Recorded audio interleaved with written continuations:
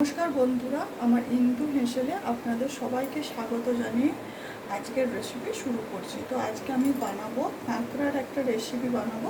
তো চলুন বন্ধুরা দেখতে থাকুন।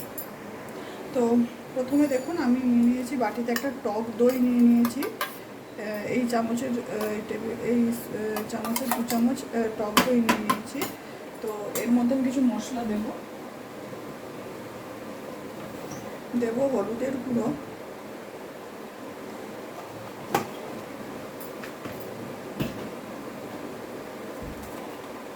দেবো জিরের গুঁড়ো,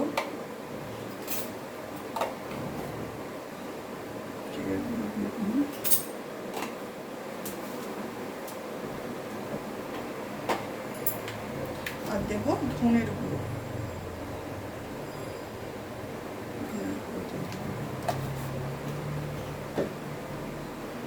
আর যেটা দেবো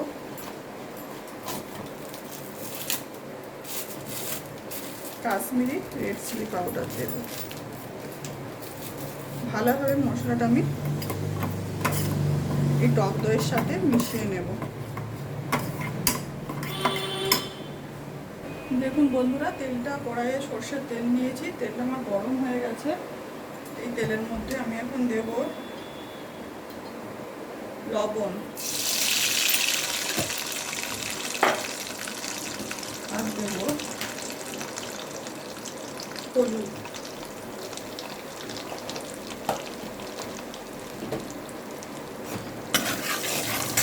এখন আমি দিয়ে দেব কাঁকড়া, ছাড়িয়ে রাখা, পরিষ্কার করে ছাড়িয়ে রাখা কাঁকড়াগুলো আমি এখন দিয়ে দেবো এক এক করে দেবো।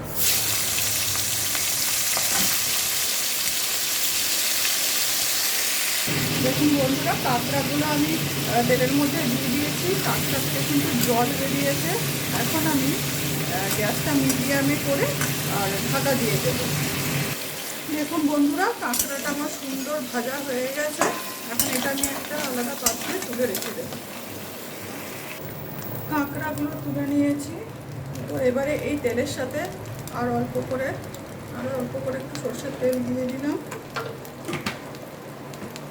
এবারে এই তেলেতে দেবো আমি চিনি, দেবো 1 চামচের মতো চিনি দিয়ে দিলাম। চিনিটা একটু ক্যারামেল হলে তারপরে আমি এক এক করে সমস্ত মশলাগুলো দিয়ে দেবো।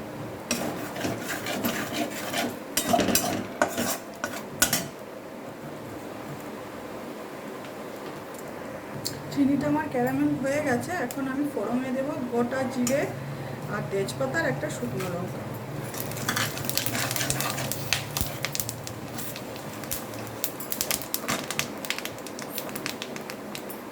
এবারে দিয়ে দেবো পেঁয়াজ কুচি,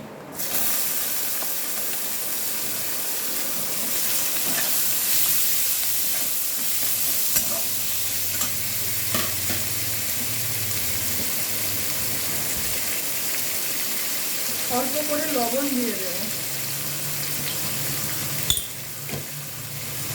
লবণ দিয়ে ভালোভাবে আমি পেঁয়াজটা ভেজে নেব।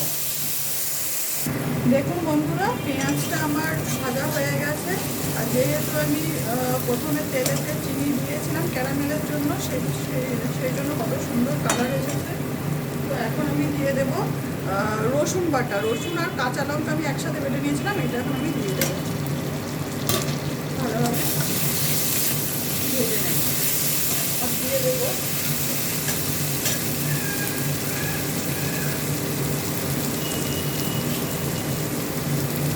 আদা বাটাটা দিয়ে দেবো।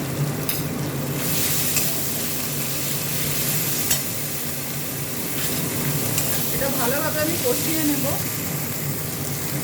ভালোভাবে কষিয়ে নিয়েছি। দেখুন মশলা থেকে তেল ছেড়ে দিয়েছে। এবার আমি দেবো পেঁয়াজ বাটাটা দিয়ে গ্যাসটা একেবারে মিডিয়ামে রেখে আমি ভালোভাবে মশলাটা আরও একবার কষিয়ে নিয়েছি। দেখুন বন্ধুরা, মশলাটা আমি ভালোভাবে কষিয়ে নিয়েছি। এখন আমি এই কাঁকড়ার যে খোলার ভেতরে যে ঘিলুটা থাকে সেটা আমি আলাদা করে বাটিতে ধোয়ার সময়, পরিষ্কার করার সময় কাঁকড়াটা এটা আলাদা করে বাটিতে রেখে দিয়েছিলাম। তো এটা এখন দিয়ে দেবো। এটা দিয়ে আমি ভালোভাবে কষিয়ে নেব। ভালোভাবে কষানো হয়ে গেছে। এখন আমি দিয়ে দেব মশলাটা, যেটার সাথে টক দইয়ের সাথে আমি জিরে, ধনে, কাশ্মীরি রেড চিলি পাউডার আর হলুদ গুঁড়ো দিয়েছিলাম। মশলাটা এখন আমি দিয়ে দেবো। মাছটা একদম কমে রাখবো, দইটা নয়তো ফেটে যাবে। মাছটা কমে রেখে আমি মশলাটা দিয়ে দিলাম। এটা আমি ভালোভাবে করতে থাকবো। আমি এখানে টক দই দিয়েছি, আপনারা টমেটো কুচিও দিতে পারেন। এটা ভালোভাবে আমি কষিয়ে নেব। দেখুন বন্ধুরা, মশলাটা আমার সুন্দরভাবে কষানো হয়ে গেছে আর মশলাটা থেকে কিন্তু দারুণ একটা গন্ধ উঠেছে। এখন আমি দিয়ে দেব এই আলুগুলো আমি একটু হালকা সেদ্ধ করে নিয়েছিলাম একটু লবণ দিয়ে। তো এই আলুটা আমি এখন দিয়ে দেবো, দিয়ে ভালো করে কষাতে থাকবো। আলুটা আমি আলাদা করে ভাজলাম না, আপনারা আলুটা ভেজেও দিতে পারেন বা আলু নাও দিতে পারেন।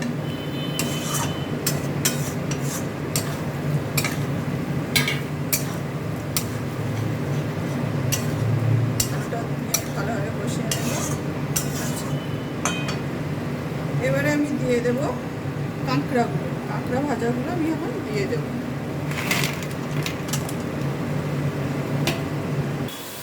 ভালোভাবে আমি কষিয়ে নেব আলু আর কাঁকড়া দিয়ে।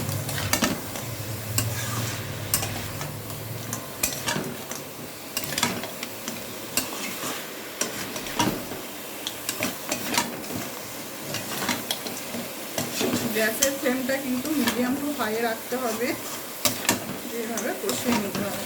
এবারে দেবো বন্ধুরা গোটা গরম মশলা, এলাচ 4টে এলাচ নিয়েছি, একটা দারচিনি নিয়েছি, 2টো লবঙ্গ নিয়েছি। তো এটা আমি ভালোভাবে গোটা গরম মশলাটা শিলনোড়ায় বেটে নিয়েছিলাম, এটা আমি দিয়ে দেবো উপর থেকে। ভালোভাবে কষতে থাকবো। গ্যাসের ফ্লেমটা কিন্তু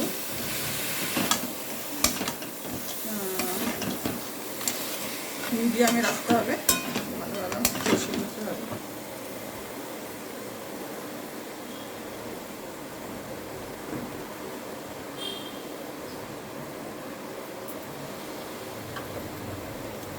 আর একটু অল্প পরিমাণে লবণ দেব।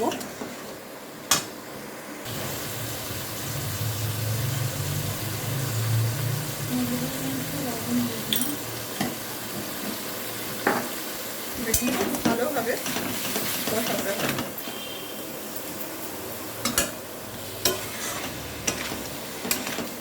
দারুণ একটা গন্ধ উঠেছে বন্ধুরা। কাঁকড়াটা এইভাবে কিন্তু রান্না করলে দারুণ টেস্টি হয়।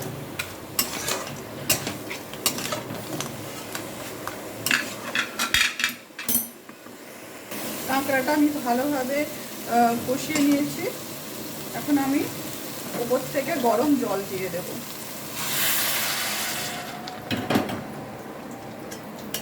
জলটা আপনারা আপনাদের প্রয়োজন মতোই দেবেন, যতটা ঝোল রাখতে চান। কষাও এটা খুব ভালো লাগে। তবে আমি একটু আলু দিয়ে একটু ঝোল বানাবো, বেশি কষা রাখবো না।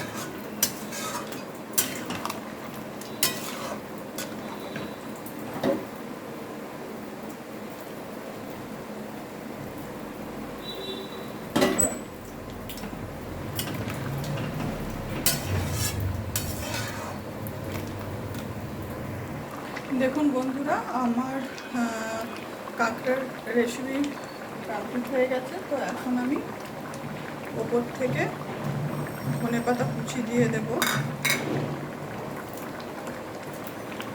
ওপর থেকে একটু ধনেপাতা কুচি ছড়িয়ে দিলাম। এটা ভীষণই টেস্টি হয়, আপনারাও বানিয়ে দেখুন। তো সকলে সুস্থ থাকুন, ভালো থাকুন বন্ধুরা। আর আমার এই রেসিপিটি দেখার জন্য আপনাদের অনেক অনেক ধন্যবাদ। আজকের মতো এই পর্যন্ত, দেখা হচ্ছে পরের কোনো একটা রেসিপি।